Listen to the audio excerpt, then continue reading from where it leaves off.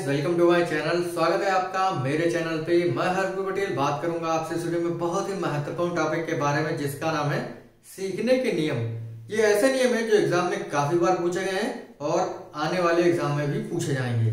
तो आज हम लोग इस टॉपिक को कवर करेंगे डिटेल से और सरल शब्दों में समझेंगे और आई थिंक आपको समझ भी आएगा। तो शुरू करते हैं अपना टॉपिक। चैनल पर नए हैं तो चैनल सब्सक्राइब कर लीजिएगा, वीडियो अच्छा लगे लाइक कर दीजिएगा और शेयर कर दीजिएगा। हमारा टॉपिक है आज का सीखने के नियम। तो सीखने के नियम थॉर्नडाइक महोदय ने दिए थे, जो कि अमेरिका के निवासी थे, ठीक है, और ये व्यवहारवादी थे। इन्होंने सीखने के कुल नियम दिए थे 8 नियम बताए थे इन्होंने सीखने के, जिसमें से 3 थे प्राथमिक नियम और 5 थे आपके गौड़ नियम। प्राथमिक नियम कौन कौन से हैं? पहला है तत्परता का नियम, अभ्यास का नियम और प्रभाव का नियम। ये होते हैं आपके 3 नियम। गौड़ नियम कौन कौन से हैं? आवृत्ति का नियम, बहुप्रतिक्रिया का नियम, आंशिक क्रिया का नियम, आत्मीकरण का नियम और संबंधित परिवर्तन का नियम। ये कुल 8 नियम बताए थे थॉर्नडाइक महोदय ने। बारी बारी से इनको देखते हैं हम लोग। पहला नियम है तत्परता का नियम। इंग्लिश में इसे कहते हैं लॉ ऑफ रेडीनेस, तत्परता। ये जो शब्द है बहुत ही महत्व रखता है इस नियम में। तत्परता शब्द से जोड़कर कहते हैं महोदय थॉर्नडाइक जी कि सीखने के लिए तत्परता बहुत ही आवश्यक है। चाहे कोई बालक हो, व्यक्ति हो या पशु हो, जब तक वह सीखने के लिए तत्पर नहीं होगा तब तक वह नहीं सीखेगा। ये एक उदाहरण देते हैं घोड़े का, कि एक घोड़ा होता है और उसका एक मालिक होता है। एक घोड़ा मतलब हार्स, मालिक मास्टर। तो एक घोड़ा होता है और उसका एक मालिक होता है, और मालिक जो है घोड़े को तालाब पर ले जाता है, तालाब पर जो है ले जाता है, पॉन्ड पर ले जाता है। तो घोड़ा तभी पानी पिएगा जब उसकी इच्छा होगी, जब वह पीने के लिए तत्पर होगा। तो यही नियम कहता है कि चाहे कोई व्यक्ति हो, चाहे कोई बालक हो, चाहे कोई पशु हो, जब उसकी सीखने की इच्छा या सीखने के लिए वो तत्पर होगा तभी वह सीखेगा, अन्यथा नहीं। उसी प्रकार क्लास में बैठा हुआ एक बालक तभी सीखेगा जब उसकी सीखने की इच्छा होगी, यानी वह सीखने के लिए तत्पर होगा तभी सीखेगा, अन्यथा नहीं। ये कहता है तत्परता का नियम, पहला नियम, प्राथमिक नियम, लॉ ऑफ रेडीनेस। दूसरा नियम इनका अभ्यास का नियम, लॉ ऑफ एक्सरसाइज। अभ्यास का नियम, एक्सरसाइज, लॉ ऑफ एक्सरसाइज। तो अभ्यास आपने देखा होगा कि जब आप बचपन में A to Z पढ़ते थे, इंग्लिश अल्फाबेट 2 से 20 टेबल यानी पहाड़े पढ़ते थे, आ से ज्ञ तक हिंदी वर्ड वाला पढ़ते थे। तो आपने इनका इतना अभ्यास किया है कि ये आपको अभी भी याद है और जीवन पर्यंत आई थिंक आपको याद रहेंगे। तो अभ्यास का नियम यही कहता है कि अगर हम किसी कार्य को, किसी क्रिया को बार बार करते हैं तो वह स्थायी हो जाती है हमारे अंदर। यानी अगर हम किसी कार्य को बार बार करेंगे तो हम उसमें निपुण हो जाएंगे, उसमें कुशल हो जाएंगे, वह क्रिया हमारे अंदर स्थायी हो जाएगी। यही कहता है अभ्यास का नियम। और अभ्यास के नियम को थॉर्नडाइक महोदय ने 2 भागों में बांटा था।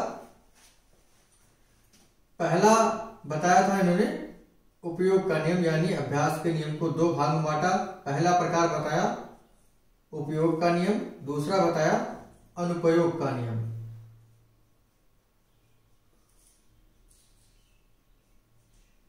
Law of use, law of disuse. तो यूज, उपयोग, इन्होंने कहा अगर हम किसी कार्य को लगातार करते रहेंगे तो हम उसमें निपुण रहेंगे, एक्सपर्ट रहेंगे। जैसे कंप्यूटर पर इंग्लिश टाइपिंग या हिंदी टाइपिंग और हारमोनियम का बजाना। अगर हम उस चीज को लगातार करते रहेंगे तब तक तो हम उस कार्य को करते रहेंगे। आपने देखा होगा जैसे कि आप कंप्यूटर की टाइपिंग करने जाते हैं किसी कोचिंग सेंटर में, ठीक है, तो पहले तो आपकी कोई भी क्या कहते हैं स्पीड नहीं होती है। आप अभ्यास करते हैं तो आप उसमें निपुण हो जाते हैं, ठीक है। तो लगातार जब आप अभ्यास करते हैं तो आपकी स्पीड अच्छी हो जाती है, आप कंप्यूटर टाइपिंग पर चाहे हिंदी की करें चाहे इंग्लिश की करें, आपकी स्पीड काफी अच्छी जाती है, 35 वर्ड 1 मिनट में, 40 वर्ड 1 मिनट में। तो यही कहता है उपयोग का नियम कि अगर आप किसी क्रिया को बार बार करते रहेंगे तो आप उसमें निपुण हो जाएंगे, एक्सपर्ट हो जाएंगे।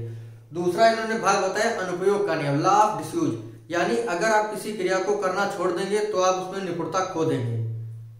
ठीक है, जैसे आपने देखा होगा अगर आप कंप्यूटर की टाइपिंग करना छोड़ देते हैं और फिर दोबारा करते हैं तो आपकी स्पीड जो है, वर्ड टाइपिंग क्षमता जो है कम हो जाती है। तो किसी क्रिया को अगर आप करना छोड़ देते हैं तो आप उसमें निपुणता खो देते हैं।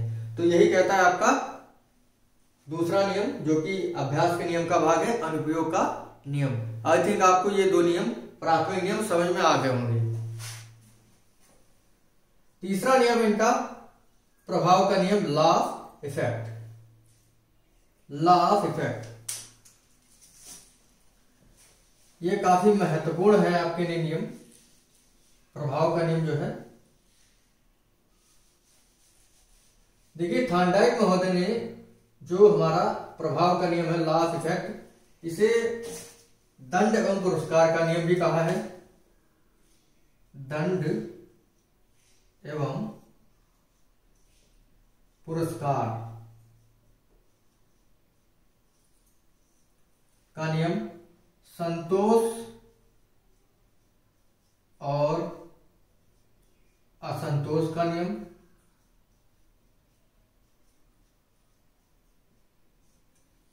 ठीक है, संतोष और असंतोष का नियम। दूसरा कहा है दुख और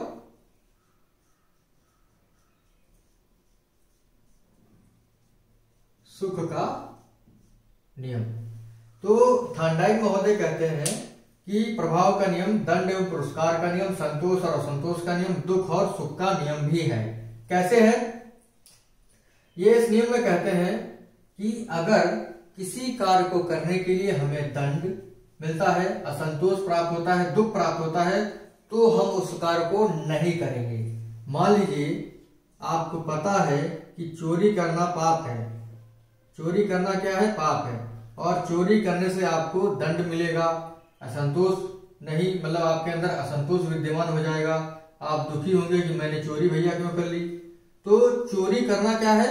एक पाप है, और चोरी करने से आपको दंड मिलेगा, असंतोष मिलेगा, दुख मिलेगा, तो आप चोरी नहीं करेंगे। ठीक है, अगर आप किसी को कार्य, मतलब अगर किसी कार्य करने में आपको पुरस्कार मिलता है, संतोष मिलता है और सुख मिलता है, तो आप उस कार्य को करेंगे, अन्यथा नहीं।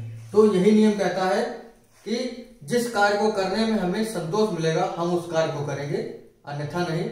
जिस कार्य को करने में हमें दंड मिलेगा हम उस कार्य को नहीं करेंगे। ठीक है, तो यही कहता है ये हमारा नियम, और इसके ये कुछ उपनाम है। ठीक है, इस चीज को आप ध्यान रखिएगा। तो इस प्रकार से जो है हमारे प्राथमिक नियम जो है कंप्लीट होते हैं। अब बढ़ेंगे हम लोग गौड़ नियम, सेकेंडरी लॉ की ओर।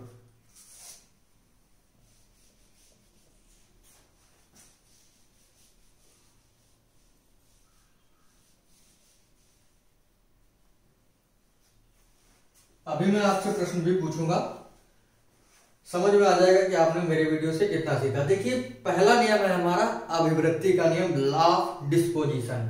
अभिवृत्ति या मनोवृत्ति कह सकते हैं इसको, क्या कह सकते हैं? मनोवृत्ति,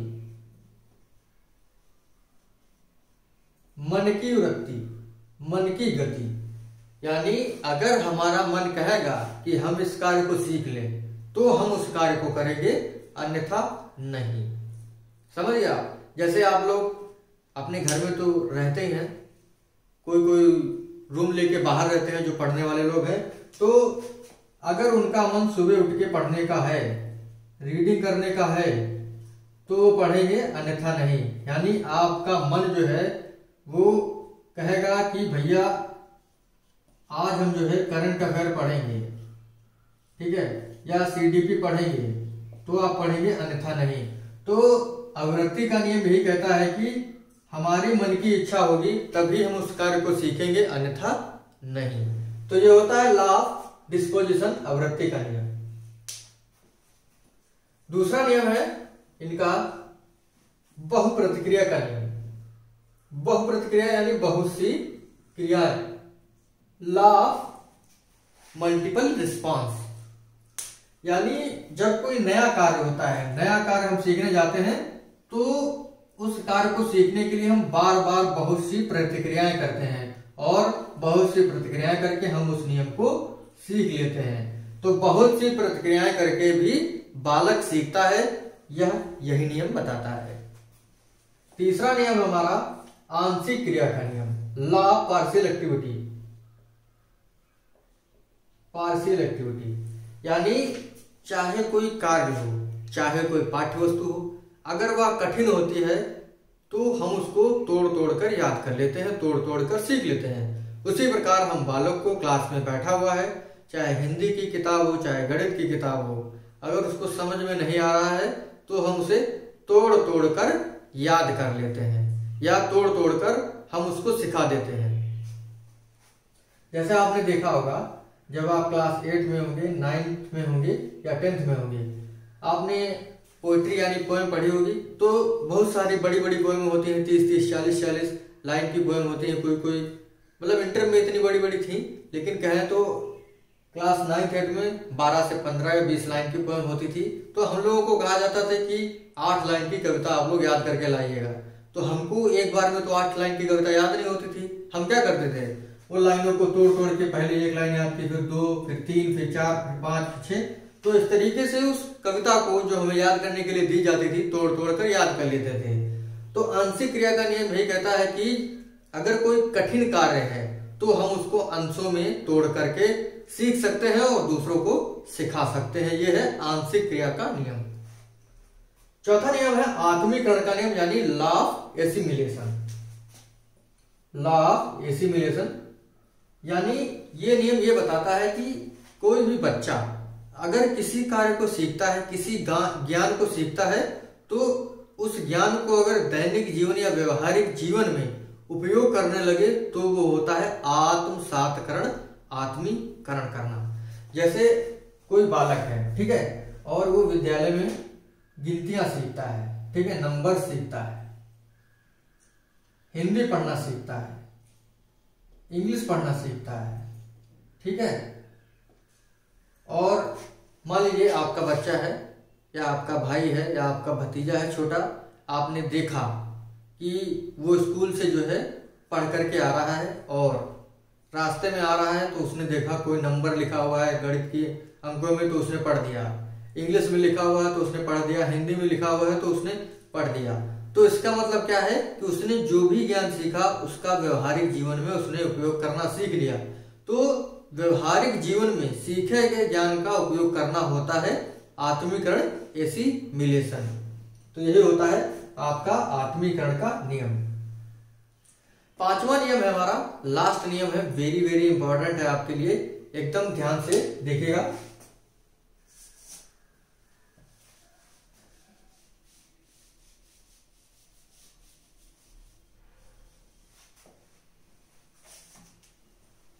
संबंधित परिवर्तन का नियम, लॉ ऑफ एसोसिएटिव शिफ्टिंग। देखिए ये नियम ये कहता है कि परिस्थितियां तो बदल जाती हैं लेकिन क्रियाएं, एक्शन नहीं बदलते हैं। जैसे एक माँ है, ठीक है, और उसका एक क्या है, सन है यानी बेटा है। ये पहली परिस्थिति है। दूसरी परिस्थिति है माँ है और उसका बेटा नहीं है। तो जब माँ थी और बेटा था तो माँ जो है, मतलब जब उसका बेटा था तो माँ जो थी अपने बेटे से प्यार करती थी, क्या करती थी, प्रेम, ठीक है। लेकिन जब उसका बेटा नहीं है तो उसकी जो माँ है वो अपने बेटे के वस्त्रों से, खिलौनों से प्यार करती है, क्या करती है, प्रेम करती है। यानी परिस्थितियां तो बदल गई लेकिन जो प्रेम करने की एक्टिविटी है, एक्शन है, वो नहीं बदला। तो क्या समझ गए आप कि कह सकते हैं कि विभिन्न परिस्थितियां होती हैं लेकिन इसमें जो क्रिया होती है, एक्टिविटी होती है, एक्शन होता है, वो हमेशा समान रहता है। संबंधित परिवर्तन का नियम यानी उसने संबंध बना लिया, किसके बीच, अपने बच्चे के बीच। माँ ने अपने बेटे के बीच जो है संबंध स्थापित कर लिया। तो संबंध जब स्थापित कर लिया तो बेटा हो या ना हो वो उसकी वस्तुओं से प्यार करने लगती है। तो इस प्रकार से ये होता है हमारा पांचवा नियम। कह सकते हैं कि ऐसा नियम कौन सा है जिसमें विभिन्न परिस्थितियां होती हैं लेकिन एक्शन एक ही रहता है, तो आपका नियम होगा संबंधित परिवर्तन का नियम, लॉ ऑफ एसोसिएटिव शिफ्टिंग। तो इस प्रकार से आज का जो हमारा टॉपिक था यहीं पर समाप्त होता है। अगर आपको टॉपिक अच्छा लगा हो लाइक कर दीजिएगा, शेयर कर दीजिएगा। इसकी जो पीडीएफ है अभी तक जो मैंने अधिगम में पढ़ाया है उसकी पीडीएफ आपको टेलीग्राम ग्रुप पर मिल जाएगी। टेलीग्राम ग्रुप का लिंक आपको डिस्क्रिप्शन में दे दिया जाएगा, ठीक है। और एक प्रश्न आपके लिए है, मैं आपसे पूछता हूं, आप लोग कमेंट करके बताइएगा। प्रश्न मेरा कि थांडाइक कहाँ के निवासी थे और ये कैसे मनोवैज्ञानिक थे, व्यवहारवादी थे, क्षेत्रवादी थे या प्रकृतिवादी थे? इस चीज को आप कमेंट करके बताइएगा। मिलते हैं आपसे अगले वीडियो में। Thank you friends.